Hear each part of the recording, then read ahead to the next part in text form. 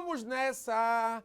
Vamos lá, galera! Agora vamos explicar, né? Na unidade passada, nós estudamos a ordem de preferência. Isto é, vimos que no processo falimentar, e isso também é aplicado no regime de recuperação judicial, você viu que o crédito tributário, no que se refere ao tributo, está em quarto lugar.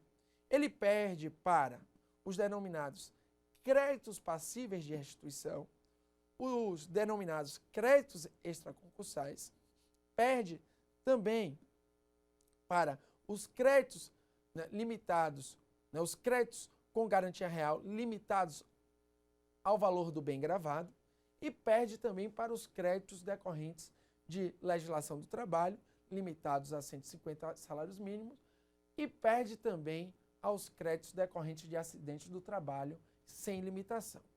Agora, nesse bloco, vamos saber, e isso é importante, o que é o denominado crédito extraconcursal. O que é o denominado crédito passível de restituição. Por quê? Você tem que saber. Porque existem provas que complicam, né, e colocam lá diversos créditos, e vocês têm que saber quais são os que estão na frente do crédito tributário para resolver a questão. Então agora vamos estudar o que são créditos extraconcursais, o que são créditos passíveis de restituição, ok? Para saber aqueles que realmente estão na frente do crédito tributário. Porque os créditos com garantia real limitado ao bem gravado, o que cai em prova realmente é a hipoteca, né? Os créditos com garantia real são as garantias dadas em relação ao bem, né? Então temos o penhor, temos a anticrese e temos a hipoteca. Fora isso, realmente tem vários créditos que são denominados de extraconcursais e tem créditos também que são passíveis de restituição. É tema tão importante que você vai ver agora que é motivo até de súmula do STJ.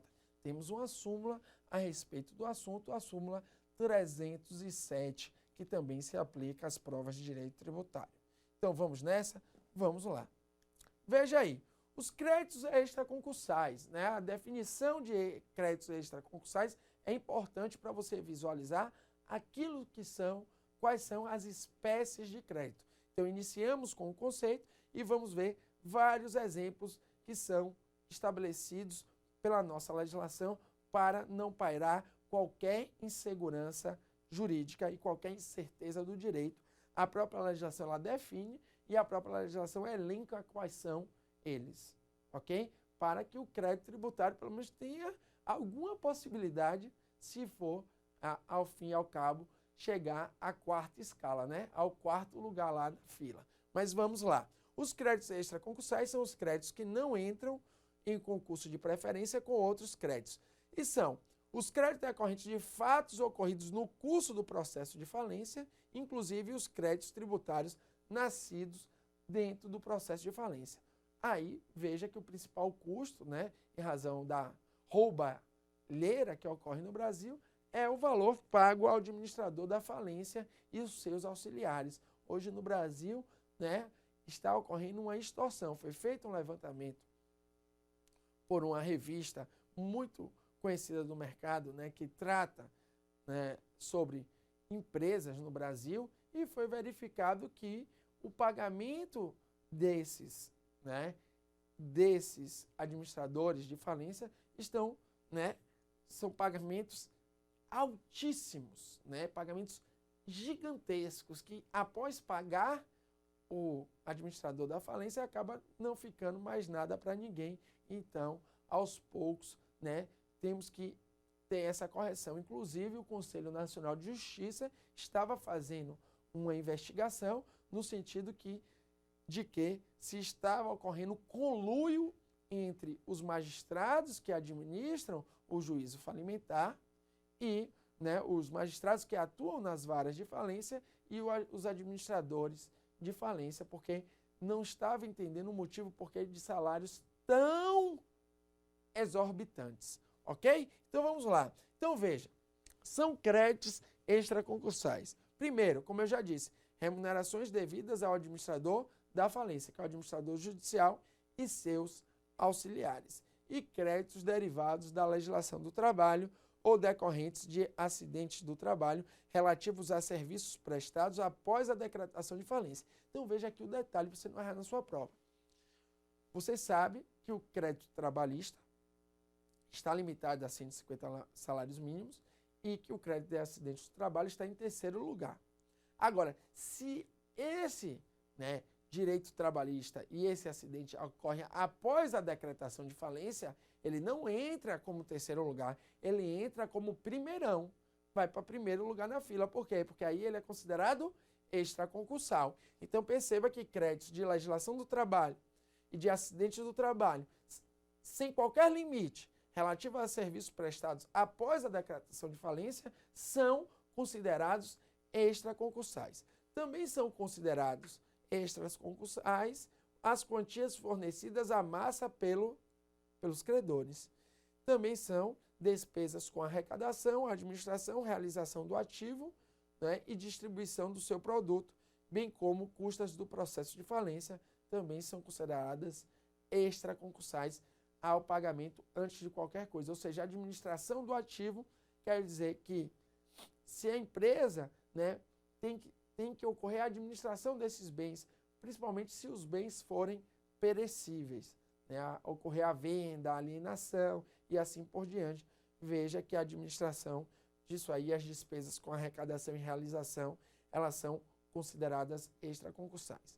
Veja que também são consideradas extraconcursais as custas judiciais relativas às ações e execuções em que a massa falida tenha sido vencida, custa do processo, vai ter sempre preferência aí, e obrigações resultantes de atos jurídicos válidos praticados durante a recuperação judicial ou após a decretação de falência e tributos relativos a fatos geradores ocorridos após a decretação de falência. Então perceba um detalhe muito importante. Você viu que créditos decorrentes de legislação do trabalho e de acidente do trabalho e créditos decorrentes de fatos geradores ocorridos após a decretação de falência são considerados extraconcursais. Ou seja, eles entram em primeiro lugar na fila, ok? Veja como esse assunto foi cobrado em prova de concurso público, não é? Primeiro, na falência, os tributos relativos a fatos geradores ocorridos após a decretação da falência somente serão pagos após o pagamento de outros créditos concursais elencados na lei de falência, que são os que a gente acabou de estudar, dentre eles as remunerações devidas ao administrador judicial e seus auxiliares. Verdade, você viu que a remuneração devida ao administrador judicial e aos seus auxiliares são créditos extraconcursais. Correto. Agora temos que saber também, pessoal, quais são essas importâncias passíveis de restituição. Então, aquelas dívidas contraídas até 15 dias antes da decretação de falência, você viu já comigo na unidade anterior que é passível de restituição. Então, diz a lei, são bens não pertencentes à empresa falida, isto é, os bens de determinado proprietário arrecadados no processo de falência ou que se encontrem em poder do devedor falido na data da decretação de falência. Ou seja, são bens que não são passíveis, não são de propriedade da empresa falida ou da empresa em recuperação judicial. Além disso, isso aí é fácil, é passível de restituição porque não é de propriedade da empresa falida. Mas, além disso, tem esse detalhe que é o mais cobrado em prova, que são as importâncias passíveis de restituição são a coisa vendida a crédito e entregue ao devedor nos 15 dias anteriores ao requerimento de quebra, se ainda não vendida. Então veja que também é passível de restituição a coisa vendida a crédito e entregue ao devedor nos 15 dias anteriores ao requerimento de sua falência, ok? E veja aí que tem súmula a respeito do assunto, a súmula 307, também cobrada nas provas de direito tributário. Diz a súmula 307 do Superior Tribunal de Justiça: a restituição de adiantamento de contrato de câmbio na falência deve ser atendida antes de qualquer crédito. Ou seja, a restituição de adiantamento de um contrato de câmbio, né, de compra e venda, troca de valores, veja, é considerada importância passível de restituição. Ademais, como você já sabe, na hipótese de decretação de falência ou recuperação judicial, há um limite para o crédito trabalhista, que é de 150 salários mínimos, é o limite, né, por credor. Já os créditos decorrentes de acidentes do trabalho não têm limite. Então, aí alguns detalhes importantes, né? Na falência e na recuperação judicial, como é que é se dada, né, essa ordem de preferência? Primeiro, temos os créditos extraconcursais e os créditos passíveis de restituição. Segundo, temos os créditos, né, que têm garantia real limitados ao valor do bem gravado. Terceiro, temos os créditos trabalhistas, que são limitados a 150 salários mínimos por credor, ou seja, por empregado. E temos os créditos de acidente do trabalho, que não tem qualquer limite. Depois vem o crédito tributário, no que se refere apenas à cobrança do tributo em si. Não tem a cobrança da multa, que só vai ter preferência em relação aos créditos subordinados. E aí, você viu que são créditos extraconcursais. Quais são os mais importantes? Os mais importantes são o valor pago ao administrador judicial e seus auxiliares, ou seja, aquele que administra a falência, e todos os créditos trabalhistas e de acidentes do trabalho, e créditos trabalhistas aqui sem limites, e todos os créditos tributários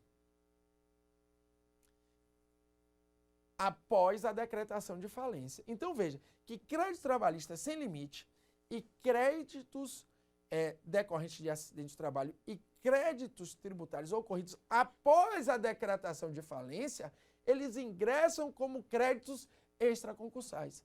Além disso, o que mais cai também em prova são as custas de qualquer processo em que a empresa falida esteja envolvida. Então, as custas judiciais de processo também são denominados de créditos extraconcursais. Ademais, os créditos passíveis de restituição. Aqui é importante você visualizar que os créditos passíveis de restituição são aqueles que não são de propriedade da empresa falida ou em recuperação. A empresa falida ou em recuperação pode estar de posse de bens que não lhe pertencem. Nessa hipótese, ele vai ter que devolver, vai ter que fazer a devolução desses bens. E você viu também a súmula 307 do STJ, que considera, né, o adiantamento em crédito, o adiantamento, né, em relação a contrato de câmbio, né, um crédito passível de restituição que vai estar em primeiro lugar na fila. Ademais, é importante você saber que, após os créditos extraconcursais e os créditos passíveis de restituição, temos os créditos com garantia real. Agora, até o limite do bem gravado. Então, se tem uma hipoteca no valor de 1 milhão, vai ter que o limite do bem gravado é 1 milhão, ou seja, a garantia, a preferência só é até esse 1 milhão, ok? Então, é isso importante para você saber, que os créditos, e o importante para você saber aqui, que é a pegadinha, que os créditos decorrentes de legislação do trabalho sem limite e os créditos decorrentes de acidente de trabalho e os créditos tributários ocorridos após a decretação de falência, eles são denominados de extraconcursais, vão para o primeiro lugar da fila junto com os créditos passíveis de restituição. Um abraço.